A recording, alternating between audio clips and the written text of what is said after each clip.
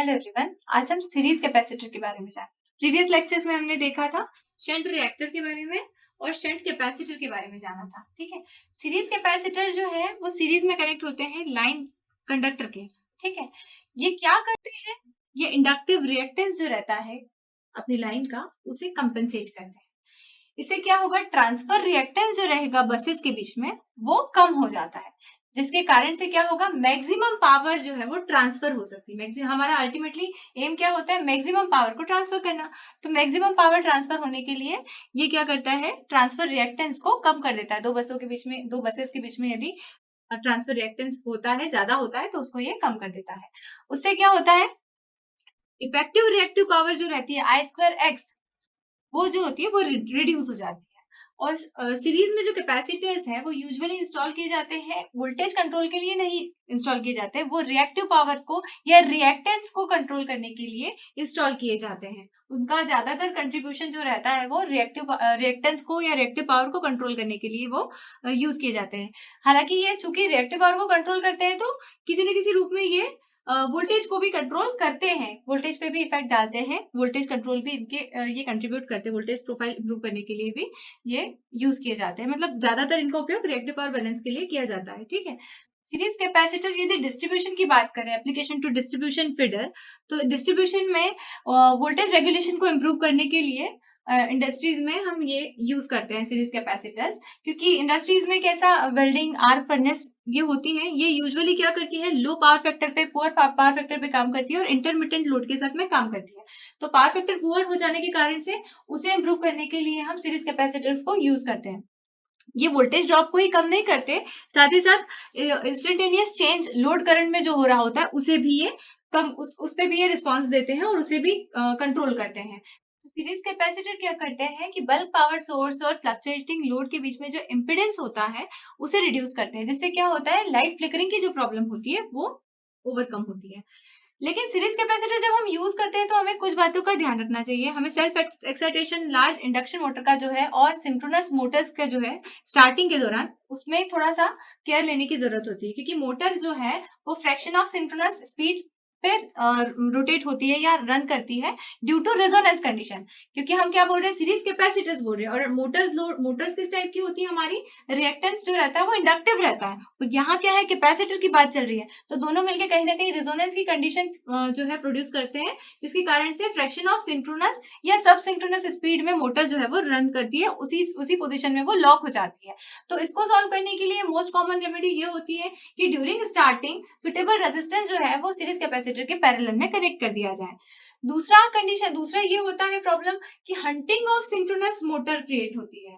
इन some cases induction motor में भी होती है, लेकिन ज्यादातर हंटिंग जो है वो सिंक्रोनस मोटर में क्रिएट होती है, लाइट लोडेड जो सिस्टम होता है उस समय, due to high R by X ratio. ठीक है, तो इसे भी सॉल्व करने की जरूरत होती है।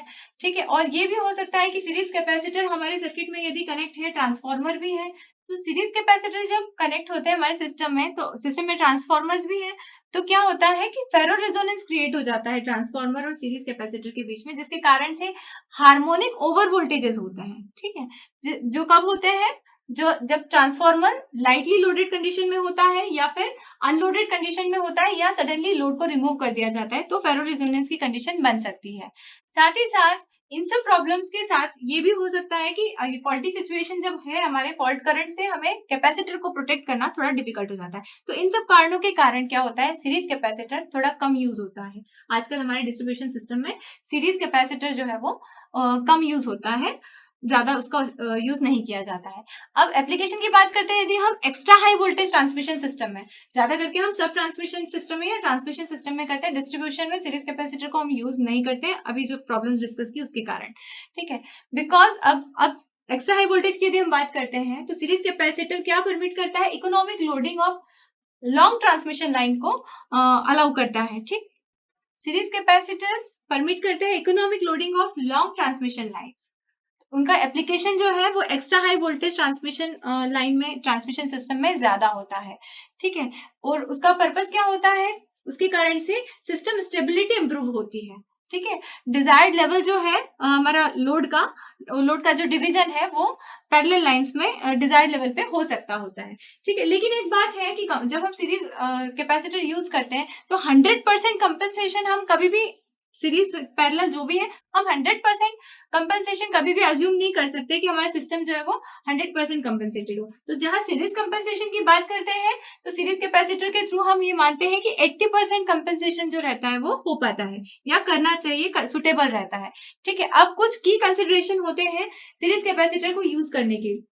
सीरीज कैपेसिटर बैंक यदि आप यूज करते हैं तो voltage rise due to reactive current. ठीक है, तो कुछ कंसिडरेशन होते हैं सीरीज कैपेसिटर जब हम यूज करते हैं, सीरीज कैपेसिटर या सीरीज कैपेसिटर बैंक जब यदि हम यूज करते हैं तो कुछ हमें कंसिडरेशन लेने पड़ते हैं।